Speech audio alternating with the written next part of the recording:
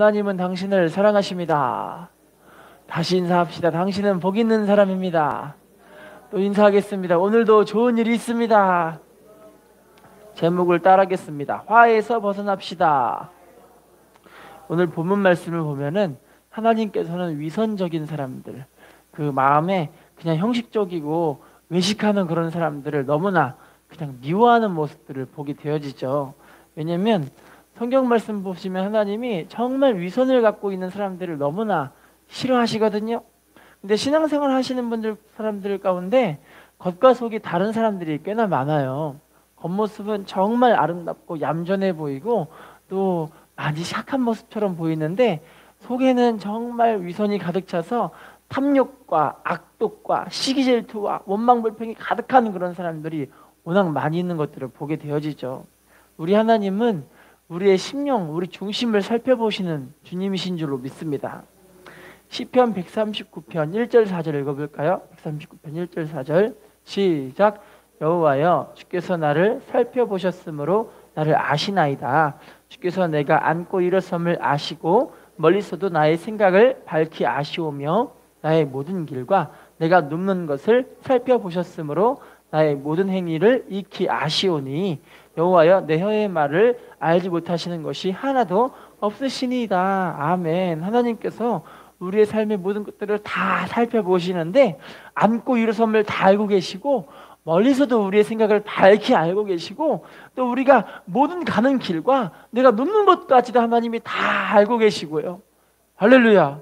게다가 우리가 향하고 있는 모든 행위들을 다 알고 계시고 내 혀의 말까지도 하나님은 다 살펴보고 계시는 거죠. 할렐루야.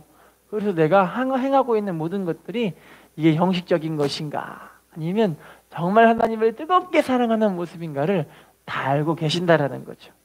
여러분, 우리가 하나님 말씀 앞에서 정말 감사한 것은 우리의 이런 원망불평 또는 외식적인 모습, 사람들을 미워하는 시기질투하는 모습들이 언제 사라지냐면 기도하며 하나님의 은혜 가운데 성령으로 충만한 은혜가 부어질 때 이런 것들이 눅눅듯이 사라져 버리는 거죠.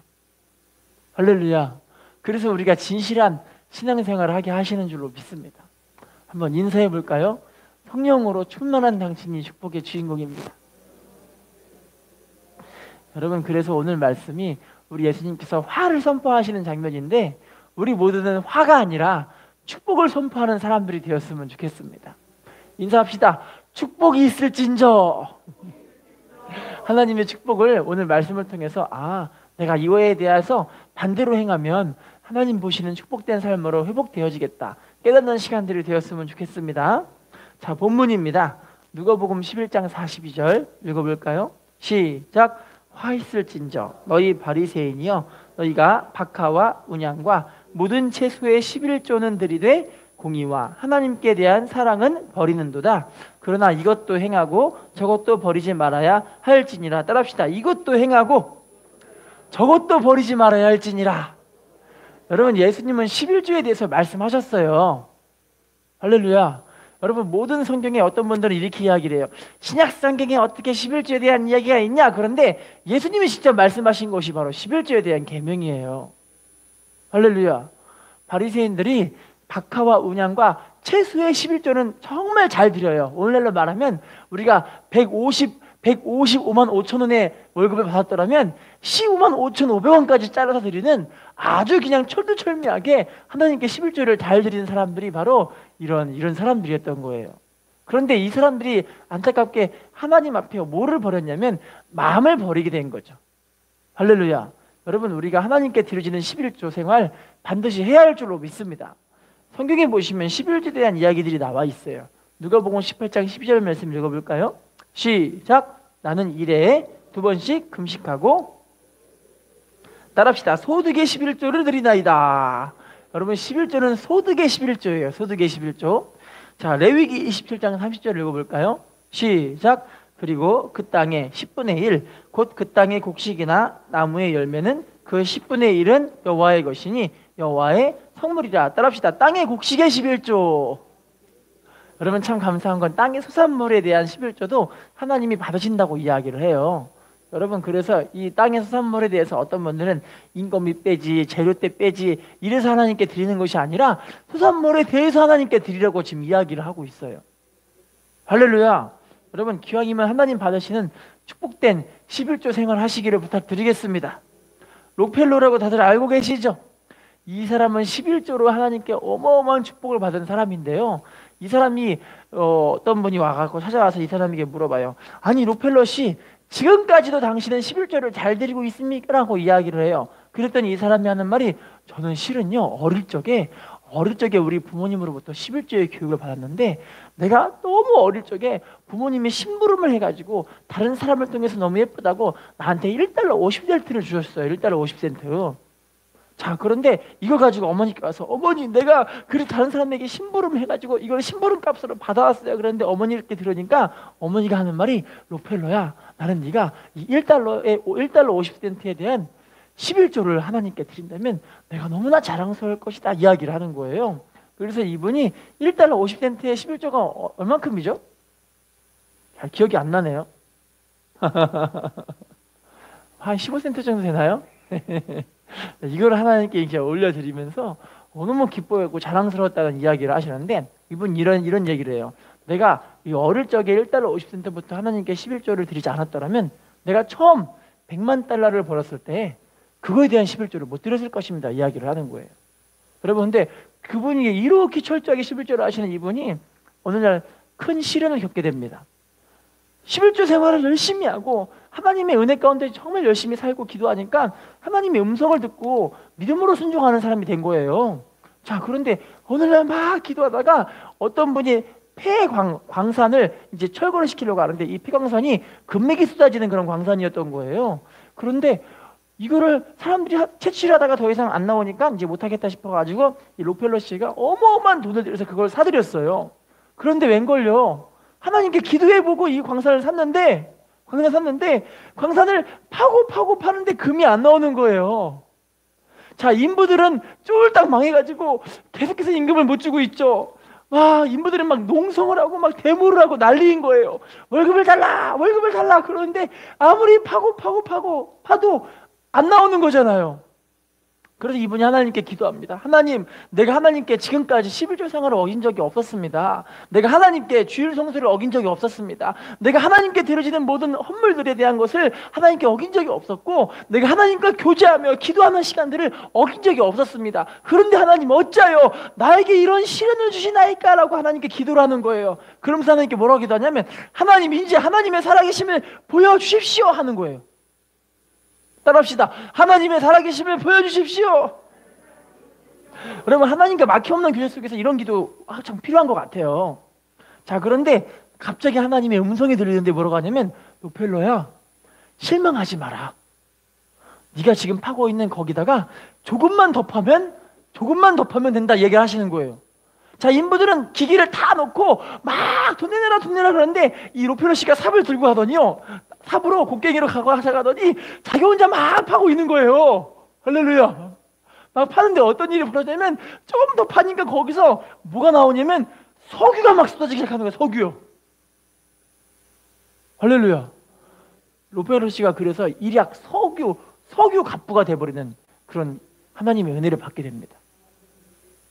할렐루야. 참 11조 생활 너무 귀한 모습인 것 같아요.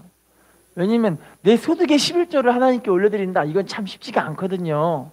그럼에도 우리가 하나님께 11조를 올려드린다는 건 하나님이 나의 주인이십니다라고 고백하는 그런 축복된 은혜인 줄로 믿습니다.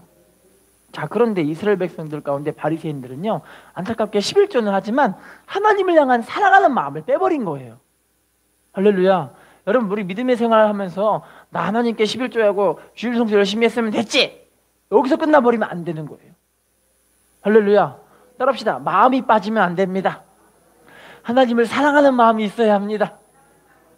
인사해 볼까요? 하나님을 사랑하십니까?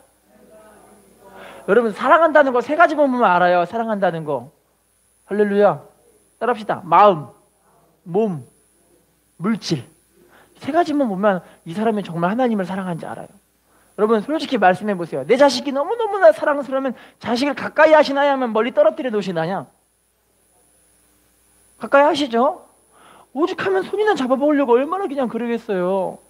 유럽에서는 코로나가 걸린 할아버지 할머니들이 우리 자식들을 내가 이렇게 보다가 정말 이들을 한 번도 못 보다가 죽으면 어떡하나 싶다가 이렇게 얼굴 부비다가 코로나 걸리신 분들이 많이 있으시대요. 그만큼 자식들을 너무너무 사랑하고 너무너무 좋아하니까 좀 한 번씩 안아보고라도 가고 싶다는 그런 마음으로 그냥 목숨 걸고 안아보고 그래도 가시는 거예요. 할렐루야. 여러분, 그러면 여러분 정말 하나님을 사랑하신다는 건 교회가 바로 주님의 몸인 줄로 믿습니다. 그러면 주님을 가까이 한다는 건 내가 교회를 가까이 하고 어떻게든 예배 드리려고 하고 어쨌든 하나님을 섬기려고 하는 게 하나님을 가까이 하는 거예요. 할렐루야. 근데 그 마음이 빠진 거예요. 지금 이스라엘 사람들 마음이 빠져버린 거예요. 난 했으면 됐지 형식으로 지금 치우쳐버린 거예요. 성경을 읽어보겠습니다. 마태복음 15장 8절을 볼까요? 시작. 이 백성이 입술로는 나를 공경하되, 따라합시다. 입술은 공경하는데 뭐가 멀어요? 마음이 멀어졌어요. 에스겔 33장 31절, 에스겔 33장 31절 시작. 백성이 모이는 것 같이 내게 나오며 내 백성처럼 내 앞에 앉아서 내 말을 들으나 그대로 행하지 아니하니 이는 그 입으로는 사랑을 나타내어도 마음으로는, 따라해 볼까요? 입으로는 사랑을 나타내어도 마음으로는 뭘 따라가요? 그러니까 하나님을 멀리하는 거예요. 그러니까 예배 드리는 걸 멀리하는 거예요. 할렐루야. 내 사업장과 내 일터가 좀 더 좀 잘 되게 하기 위해서 일을 좀 더 많이 해보려고, 내가 좀 더 누려보려고, 내가 좀 더 원해보려고 안타깝게 하나님을 멀리하게 되는 모습이게 되어지는 거죠. 사무엘상 16장 7절 말씀을 읽어볼까요? 시작. 여호와께서 사무엘에게 이르시되 그의 용모와 키를 보지 말라. 내가 이미 그를 버렸노라. 내가 보는 것은 사람과 같지 아니하니 사람은 외모를 보거니와 나 여호와는, 따라합시다. 사람은 외모를 보거니와, 하나님은 뭘 보신대요? 우리의 중심을 보시는 거예요. 할렐루야. 어떤 젊은 여자 성도님이 교회를 오셨는데 젊은 여자 성도님이 맨날 교회 올 때마다 배꼽티만 입고 오시는 거예요. 그래가지고 목사님이 하도 민망해가지고 저 성도님 교회 열심히 오시는 거 너무 아름답고 보기가 좋은데 이 배꼽티가 좀 민망하네요. 제발 좀 점잖게 입고 올 수는 없으세요? 라고 물어봐요. 그랬더니 이분이 목사님 이 배꼽티 말씀하시는 거세요? 얘기하세요. 목사님 그것도 모르세요? 이래요. 아니 뭘 몰라요? 그랬더니 하나님은 중심을 살피시는 분이시잖아요. 이래요. 그래서 하나님이 내 중심을 잘 볼 수 있게 저는 항상 배꼽티만 입고 오는 거예요. 이야기를 해요. 그래서 하는 말이 아주 깨끗하게 잘 보실 수 있게 맨날 씻고 와요. 얘기를 해요. 여러분, 이게 중심을 살펴보는 모습이 아니라 하나님을 얼만큼 사랑하는가 이거예요. 할렐루야. 근데 사람들이 이렇게 오해를 많이 하는지 몰라요. 그냥 인사합시다. 주님을 사랑하는 당신이 축복의 주인공입니다. 자, 본문으로 돌아가 주셔서요. 두 번째 화 있을진저 누가복음 11장 43절 시작. 화 있을진저 너희 바리새인이여 너희가 회당의 높은 자리와 시장에서 문안 받는 것을, 따라합시다. 회당의 높은 자리와 시장에서 문안 받는 것을 기뻐하는도다. 바리새인들은 뭐가 좋아하냐면 사람들에게 인정받고 높아지는 걸 좋아하는 거예요. 왜냐면 교만한 모습을 그렇게 갖고 있기 때문에 사람들에게 그렇게 높아져서 그냥 나를 막 인정해줘라, 나를 알아달라, 그 모습을 참 기뻐하는 사람들인 거죠. 여러분, 신앙생활은 누가 사람이 알아주려고 하는 것이 절대 아닙니다. 목사님이 알아준다고 해서 그게 신앙생활 잘하는 게 아니에요. 하나님이 알아주시는 사람이 진짜 하나님이 기쁘시게 하는 사람인 줄로 믿습니다. 누가복음 14장 8절 9절 누가복음 14장 8절 9절 시작. 네가 누구에게나 혼인잔치에 청함을 받았을 때 높은 자리에 앉지 말라. 그렇지 않으면 너보다 더 높은 사람이 청함을 받은 경우에 너와 그를 청한 자가 와서 너더러 이 사람에게 자리를 내주라 하리니 그때에 네가 부끄러워 끝자리로 가게 되리라. 따라합시다. 높은 자리에 앉지 말라. 따라합시다. 부끄러워 끝자리로 가게 되리라. 높은 자리를 좋아하고 있으면, 높은 자리에 있을 때, 앉아 있을 때 나보다 더 높은 사람이 오면 친구가 막 오더니 야 너 저리 가라, 얘가 더 높은 자리니까 얘 이렇게 하라 해서 내가 끝자리를 가게 되면 부끄러워진다는 이야기를 하는 거예요. 할렐루야.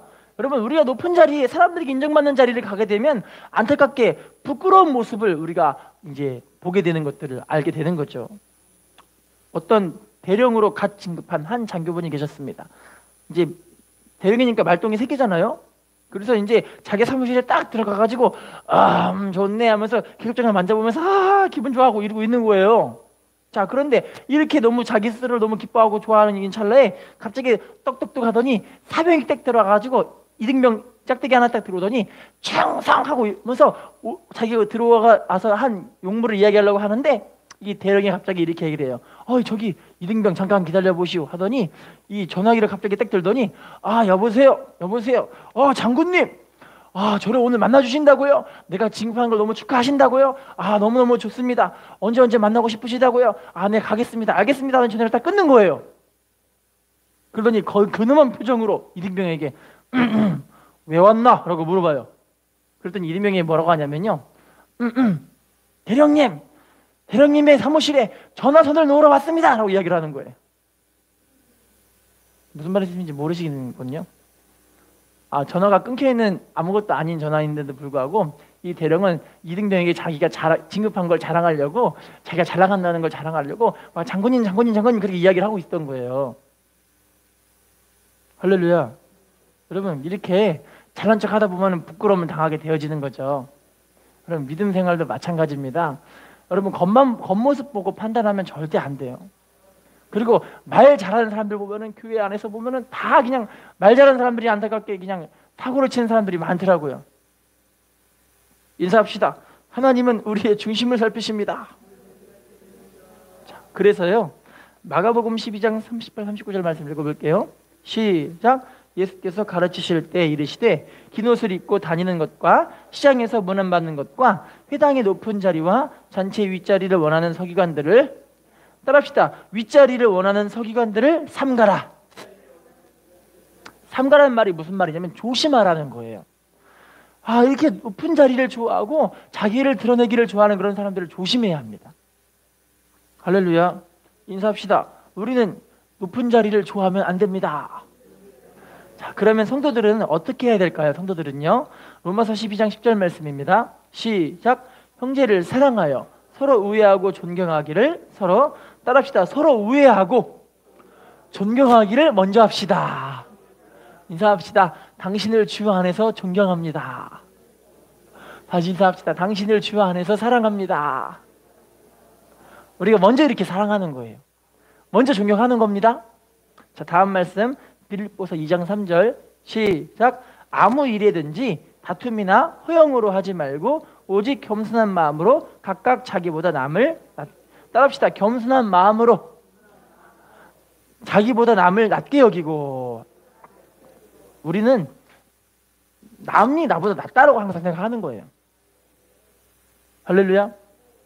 한 늙은 수도사가 싸움이 제일 많기로 유명한 그런 수도원으로 이제 원장으로 부임을 받게 됐어요.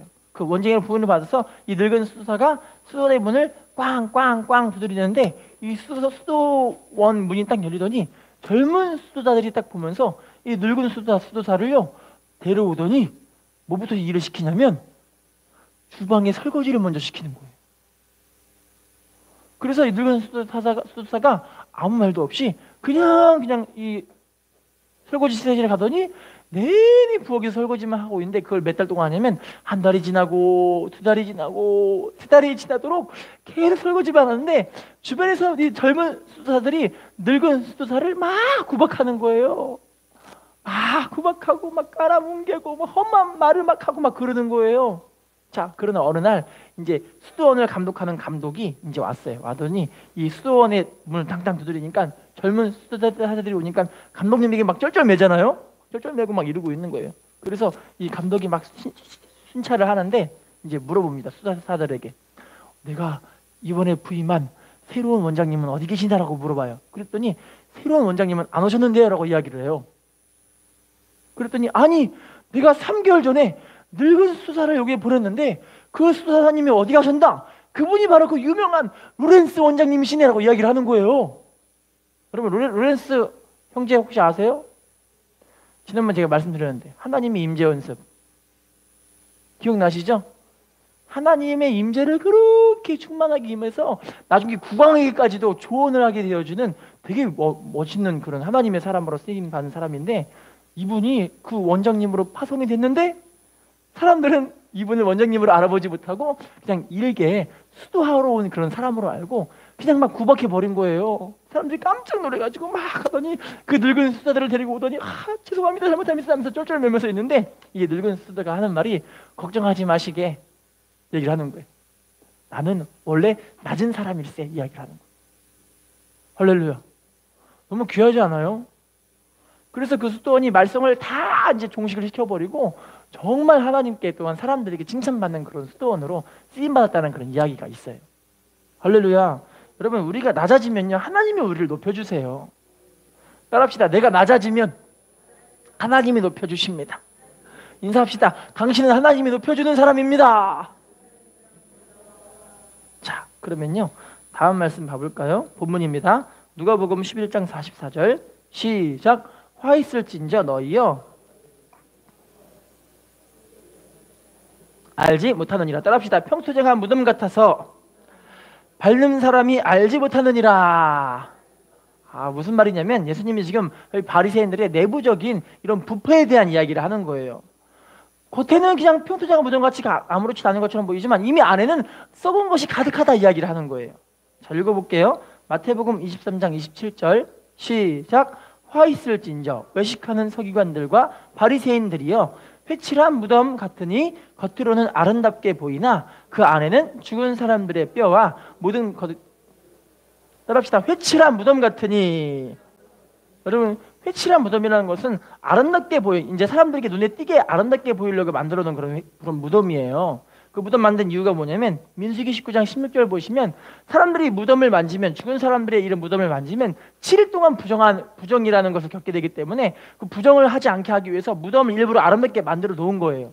자, 그런데 시간이 흐르면 흐를수록 그 무덤이 사가지고 나서 나중에는 무덤이 사라져버리니까 평토쟁한 무덤이 돼버린다, 그 얘기를 하는데, 거기를 밟으면 이미 부정한 사람이 돼버리잖아요.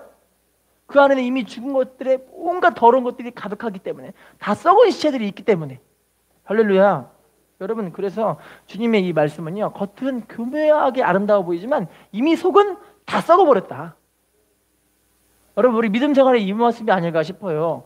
겉으로는 열심히 하는 것처럼 보이지만 이미 속이 썩어버리면 그 믿음은 아무것도 아닌 믿음이라고 이야기를 하시는 거죠. 자, 읽어볼게요. 누가복음 11장 38, 39절 시작. 잡수시기 전에 손 씻지 아니하심을 그 바리새인이 보고 이상히 여기는지라. 주께서 이르시되 너희 바리새인은 지금 잔과 대접의 겉은 깨끗이 하나 너희 속에는 탐욕과 악독이. 따라합시다. 잔과 대접의 겉은 깨끗이 하나 속에는 뭐가 있대요? 탐욕과 악독이 가득하대요. 할렐루야. 여러분, 우리가 겉을 변화시키는 것이 아니라 우리의 속을 변화시켜야 할 줄로 믿습니다. 아무리 집안 청소를 열심히 해도 사람이 안 변하면 집은 그냥 똑같이 더러워져요. 할렐루야. 사람이 변해야 집이 깨끗해지는 것과 마찬가지로 우리 믿음 생활도 내 심령이 깨끗해지고 변해져야 우리의 삶이 변할 줄로 믿습니다.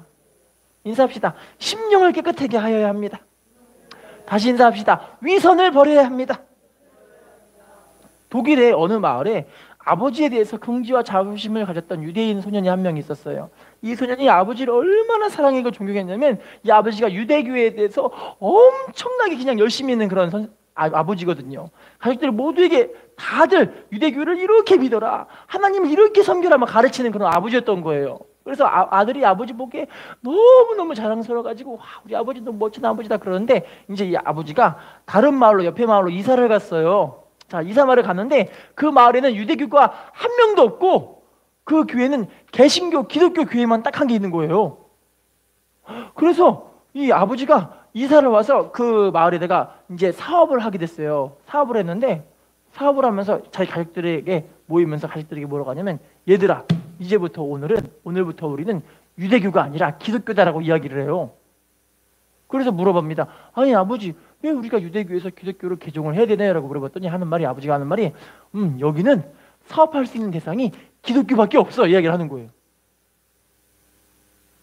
할렐루야.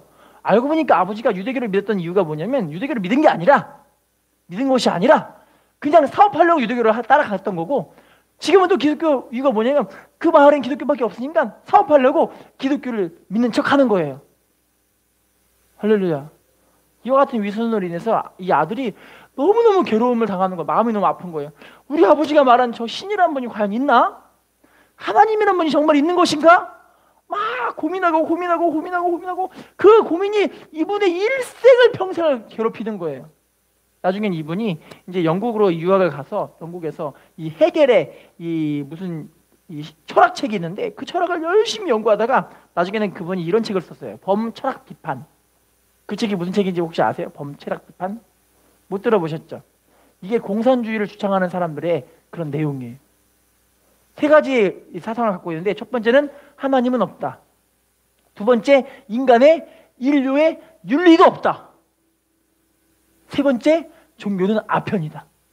이 세 가지 사상을 갖고 있는 게 바로 범철학 비판인데, 이 책을 사람들이 보는 사람마다 다 공산주의에 빠져버린 거예요.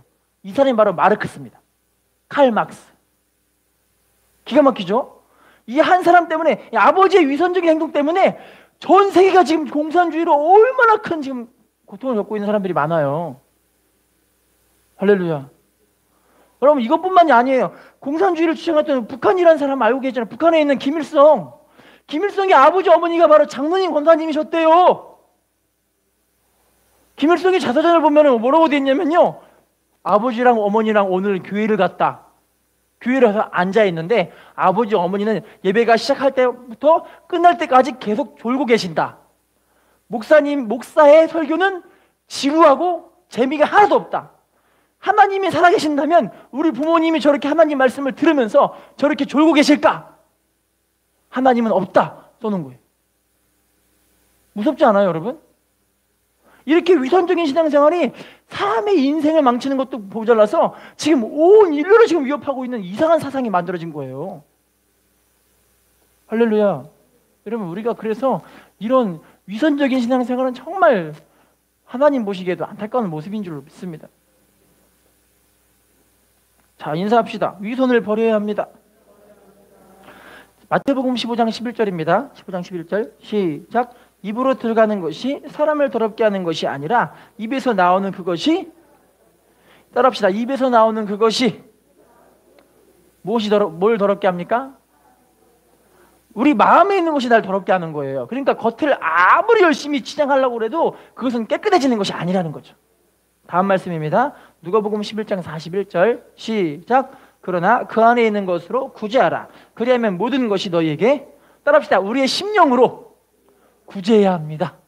여러분, 마음으로 구제하시고 입술로 구제하시고 마음으로 손을 행하시고 마음으로 사랑하시기를 부탁을 드리겠습니다. 이때부터 하나님 우리의 삶을 깨끗한 모습으로 세우실 줄로 믿습니다. 자, 다음 말씀 읽어볼게요. 본문입니다.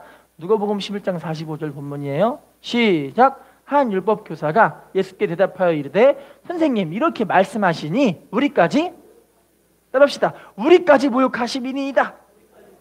이들은요, 예수님의 말씀을 들을 때 이 말씀을 자신에게 욕으로 알아듣고 있는 거예요.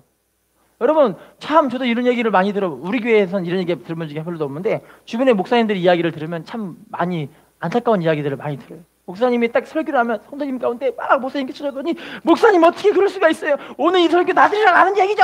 그렇게 얘기하는 분들이 많이 있었대요. 그래가지고 목사님 너무 은혜 받았어요. 회개합니다. 이러면 얼마나 좋아요. 할렐루야. 근데 뭐라고 하냐면 목사님이 어떻게 그럴 수가 있어요? 나들이라고 그런 거 아니에요 하면서 교회를 떠나신 분들이 꽤나 많이 있으셨대요. 너무 슬프죠? 할렐루야. 말씀을 들으면 내가 하나님께 돌이키라고 하시는구나. 여러분, 성령님이 지금 말씀하시는 건 책망이에요. 할렐루야. 의에 대해서, 세상에 대해서, 심판에 대해서 세상을 책망하시는 분이 성령님이신 거예요. 왜냐하면 책망해야 회개가 되어지는 거예요. 좋다 하면 사람이 돌이켜지십니까? 우리 자녀들 봐보세요. 자녀들 양육하실 때 보면 자녀들이 아이고 우리 자녀들아 너무너무 잘한다. 아유, 잠만 그렇게 많이 자는 거 너무 잘한다. 공부도 안 한 것도 너무너무 잘한다. 텔레비를 하루 종일 보는 거 너무너무 잘한다. 그럼 자식들이 잘 되는 사람이 어디 있겠습니까? 할렐루야. 그럼 자식들이 어떻게 됩니까? 책망해야 합니다. 할렐루야. 자식들을 꾸중하여야 합니다. 할렐루야. 물론 잘하는 것은 잘한다고 이야기를 해줘요. 하지만 못하는 것은 꾸준하고 책망해 줘야 되지 않겠습니까? 할렐루야. 그런데 이들은요, 예수님 말씀을 듣는 게 우리까지 모여 가심이다 얘기를 하고 있는 거니까요. 얼마나 슬픈 모습이에요. 자, 예레미야 6장 10절 구약 성경 봐볼게요. 이스라엘의 멸망의 원인이에요. 예레미야 6장 10절 시작. 내가 누구에게 말하며 누구에게 경책하여 듣게 할꼬. 보라, 그 귀가 할례를 받지 못하였으므로 듣지 못하는도다. 보라, 여호와의 말씀을 그들이 자신들에게 이를 즐겨하지. 따라합시다. 여호와의 말씀을 그들이 자신들에게 뭐로 여겨요? 여거로 여기고 이를 뭐하지 않아요? 즐겨하지 않는 거예요. 여러분, 솔직히 말씀드리면 꾸중 듣는 건 기분이 나빠고 안 좋아요. 여러분, 꾸중 들으면 기분 좋으세요? 꾸중 들을 때 너무 좋아요 이런 분 없으시잖아요, 그죠? 풀이 딱 죽어가지고 이러잖아요, 그죠? 원래 꾸중 들으면 그래요. 저도 우리 부모님께 꾸중 들으면 이래요, 진짜요. 할렐루야. 그런데 여러분, 감사한 건요, 이게 우리에게 주시는 이 말씀이 하나님께 돌이키는 그런 축복의 말씀인 줄로 믿습니다. 다음 말씀을 읽어볼까요? 히브리서 4장 2절 시작. 그들과 같이 우리도 복음 전함을 받은 자이나 들은 바 그 말씀이 우리에게 유익하지 못하는 것은 듣는 자가 믿음과 결부시키시. 따라합시다. 유익하지 못하는 것은 듣는 자가 뭐와 결부시키지 못하고 있습니까? 들으면 그렇지, 내 말씀이구나, 축복인 줄로 믿습니다. 따라합시다. 내 말씀이구나. 인사합시다. 내 말씀입니다. 어떤 분들은 이거는 김 지사님 말씀, 이것은 박 지사님 말씀, 이것은 최 지사님 말씀, 이렇게 생각하시는 분들이 계신데요. 너무너무 신기하지 않아요? 그런 분이 계세요, 진짜요. 여러분, 근데 그게 아니라 네 말씀이구나, 이 사람이 하나님 보시기에 축복의 주인공이 될 줄로 믿습니다. 자, 그럼 율법교사에게 책망하신 것이 있어요. 본문이에요. 누가복음 11장 46절. 누가복음 11장 46절 본문 시작. 이르시되 화 있을진저 또 너희 율법교사여, 지기 어려운 짐을 사람에게 지우고 너희는 한 손가락도 이 짐에 대지. 따라합시다. 지기 어려운 짐을 사람에게 지우고 한 손가락도 짐에 대지 않는도다. 다시 말한다면 언행일치가 안 된다라는 거예요. 듣고 말에 쓰고 내가 깨달아졌으면 순종하고 행하는 사람들이 축복이잖아요. 할렐루야. 근데 언행일치가 안 되는 그런 사람들. 여러분, 부모님들이 자식들의 마음을 노엽게 하는 이유 가운데 한 가지가 뭐냐면, 부모님은 자신은 안 하면서 자식에게 이렇게 하라고 강요할 때 자식들이 노여워한대요. 할렐루야.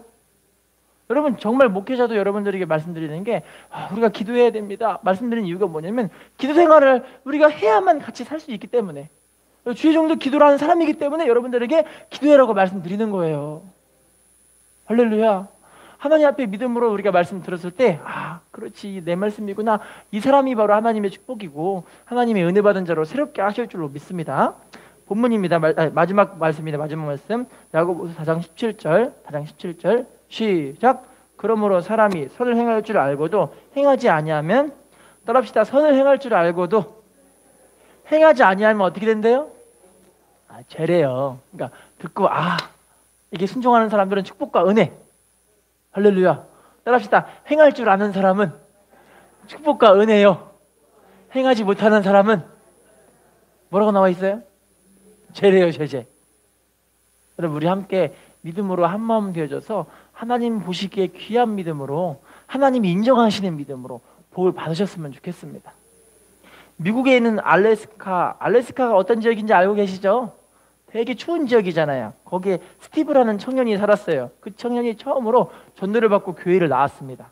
교회를 나왔는데, 교회에서 그때 설교하시는 목사님 말씀이 마태복음 17장에 나와 있는 겨자씨만한 믿음이 있으면 어떻게 된다고요?